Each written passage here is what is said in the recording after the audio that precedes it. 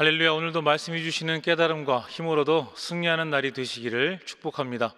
함께 나누실 말씀은 창세기 23장 1절로 9절의 말씀입니다. 제가 봉독해 드리도록 하겠습니다. 사라가 127세를 살았으니 이것이 곧 사라가 누린 해수라.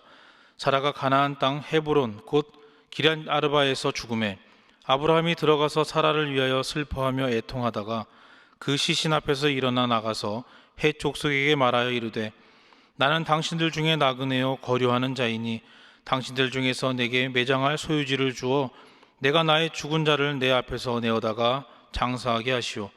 해 족속이 아브라함에게 대답하여 이르되 내 주여 들으소서. 당신은 우리 가운데 있는 하나님이 세우신 지도자이시니 우리 묘실 중에서 좋은 것을 택하여 당신의 죽은 자를 장사하소서. 우리 중에서 자기 묘실에 당신의 죽은 자 장사함을 금할 자가 없으리이다. 아브라함이 일어나 그 땅 주민 헷 족속을 향하여 몸을 굽히고 그들에게 말하여 이르되 나로 나의 죽은 자를 내 앞에서 내어다가 장사하게 하는 일이 당신들의 뜻일진데 내 말을 듣고 나를 위하여 소알의 아들 에브론에게 구하여 그가 그의 밭머리에 있는 그의 막벨라 굴을 내게 주도록 하되 충분한 대가를 받고 그 굴을 내게 주어 당신들 중에서 매장할 소유지가 되게 하기를 원하노라 하매. 아멘. 오늘 말씀의 제목은 지혜로운 성도입니다. 히브리서 9장 27절에 보면 한 번 죽은 것은 사람에게 정한 것이다 라고 말씀을 하고 있습니다. 모든 사람이 육신의 죽음을 피할 수 없다라고 하는 그런 뜻이지요. 오늘 말씀의 사라도 127세로 그의 생을 마무리했고 또 그를 장사 지낸 내용이 기록되어 있습니다. 사라의 죽음과 관련된 일들을 통해서 우리가 깨달아야 하는 교훈 세 가지를 오늘 함께 나누고자 합니다. 자, 첫 번째로 죽을 준비를 하고 사는 성도가 되어야 한다라고 하는 겁니다. 장례식장을 찾아 조문할 때마다 나에게 생명 주심을 또 생명이 있음에 감사하기도 하고 나의 삶을 다시금 돌아보면서 잘 살아야겠다라고 하는 그런 반성을 해보곤 합니다. 자, 그렇게 반성도 하고 결심도 하고 그렇게 돌아서지만 조금만 지나고 나면 실상은 나와 죽음과는 무관한 것처럼 여기며 살아갈 때가 많이 있습니다. 저뿐만 아니라 대부분의 사람들이 그런 생각으로 살아갈 것입니다. 그러나 세상에서 가장 지혜로운 사람은 죽을 준비, 바로 천국 갈 준비를 잘하고 사는 그런 사람임을 우리는 알아야 합니다. 돈이 많은 사람은 미리미리 그 돈을 줄 것이나 나눌 것 등을 잘 처리해야 하는 것, 그것도 필요하고요. 또 원수 맺는 일이나 불화한 일이 있으면 그들과 화해하는 것도 필요합니다. 또 재물을 재단에 드리다가도 형제와 불의한 일이 생각나거든 먼저 가서 화해하고 와서 그 재물을 드리라고 말씀하셨는데, 그것처럼 우리가 영원한 천국에서 주님을 배워야 할 그런 성도들, 바로 그 성도들이 불화한 상태로는 갈 수가 없다라고 하는 사실을 우리가 알아야 된다라고 하는 거죠. 자, 또한 보물을 하늘에 쌓는 일을 더욱 힘써야 하고요. 그래서 가장 큰 상급이 달린 이 전도하는 일에 많은 투자를 해야 하는 것도 말씀드리고 싶습니다. 자, 그러나 이 모든 것보다도 믿음을 견고케 하는 그런 성도들이 되기를 간절히 바랍니다. 어쨌든 이 사라의 죽음을 보면서 우리의 삶이 영원한 것이 아님을 다시 한번 기억하고 또 우리에게 다가올 그런 죽음을 지혜롭게 준비하여서 천국 백성의 삶을 이어갈 수 있는 우리 모든 성도님들이 되시기를 간절히 바랍니다. 자, 두 번째로 우리가 깨달아야 될 것은 인정과 존경을 받는 성도가 되어야 된다라고 하는 겁니다. 자, 아브라함은 지역 주민들에게 인정과 존경을 받았습니다. 우리도 그런 성도들이 되어야 된다라고 하는 그런 말씀입니다. 아내의 죽음을 슬퍼하더니 아브라함은 매장지를 구하러 나갑니다. 지역 주민들에게 매장할 곳을 요구하게 됐습니다. 자, 주민들의 반응은요, 무척 친절했고요, 아브라함의 요구에 기꺼이 다 응하고 있는 것을 우리가 볼 수 있습니다. 특히 본문 6절을 보면 중요한 교훈이 되는 그런 구절이 있습니다. 6절 말씀에 뭐라고 나옵니까? 내 주여 들으소서. 당신은 우리 가운데 있는 하나님이 세우신 지도자이시니 우리 묘실 중에서 좋은 것을 택하여 당신의 죽은 자를 장사하소서. 우리 중에서 자기 묘실에 당신의 죽은 자 장사함을 금할 자가 없으리이다 라고 말씀을 하고 있습니다. 아브라함은 하나님의 백성답게 살았음을 보여주는 그런 구절인 거죠. 바울은 우리를 일컬어 그리스도의 향기다라고 이렇게 말씀하고 있습니다. 자, 향기는 모두가 좋아하는 거죠. 자, 그런데 우리가 과연 이웃들에게 인정을 받고 있는지 우리 자신을 돌아볼 필요가 있다라고 하는 겁니다. 자, 코로나가 시작되면서 교회에 대한 인식이 더욱 많이 안 좋아지고 있는 것을 우리가 보게 됩니다. 참 안타까운 일이죠. 자, 그래서인지 몰라도 교회도 성도들도 주민들에게 환영을 받지 못하는 그런 이야기들을 듣게 되고요. 참 답답한 마음을 갖게 됩니다.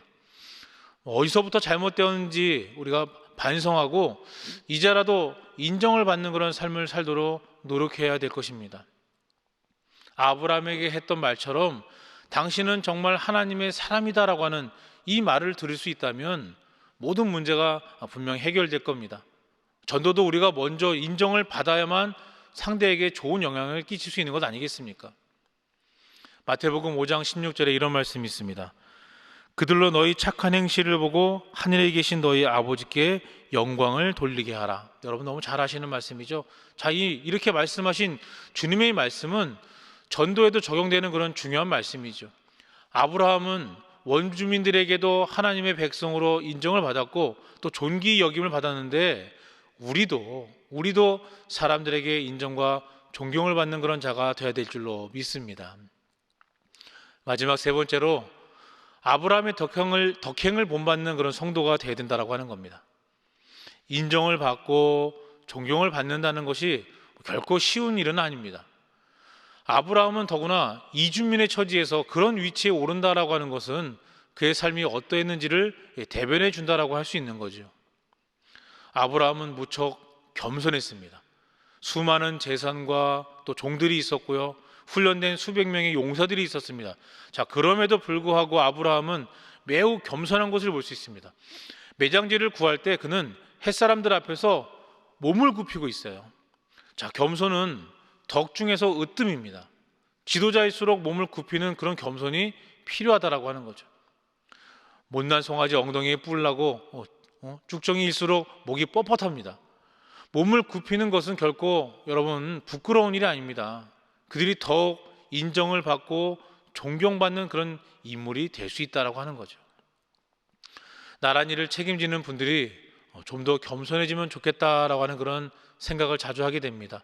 사사건건 자기가 옳고 백성이 우매한 것처럼 표현한다면 어떻게 인정을 받으며 존경을 받을 수가 있겠습니까? 정말 안타깝습니다. 교인들은 더욱 말할 필요가 없죠. 겸손은 신앙인의 미덕입니다. 성경은 전체적으로 겸손을 교훈하고 있는 것을 우리가 볼 수 있습니다. 우리가 믿는 예수님은 나는 마음이 온유하고 겸손하니 나의 명예를 메고 내게 배우라고 그렇게 말씀하십니다. 교회 안팎에서 항상 겸손히 몸을 굽히는 그런 성도들이 되시기를 간절히 바랍니다. 또 아브라함은요, 욕심을 부리지 않았습니다. 욕심을 부린다고 많은 것을 소유하는 것은 아닙니다. 오히려 욕심 때문에 망하는 경우들 많이 보셨을 겁니다. 아브라함은 조카에게 양보할 정도로 욕심이 없이 살았는데 오늘 본문에도 보면 그런 그의 모습이 잘 드러나고 있는 것을 우리가 볼 수 있습니다. 막벨라 밭과 그런 굴의 소유주인 에브론을 값을 받지 않고 아브라함에게 주려고 그렇게 합니다.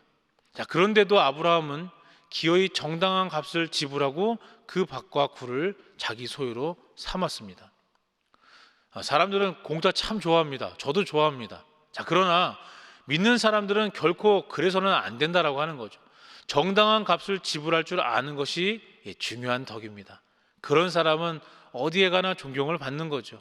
서로 간에 욕심 부리지 말고 대가를 지불하는 그런 자세로 행할 때에 존경받을 수 있는 겁니다. 그렇듯이 하나님께 대하여도 보답하는 자세를 가져야 할 것입니다.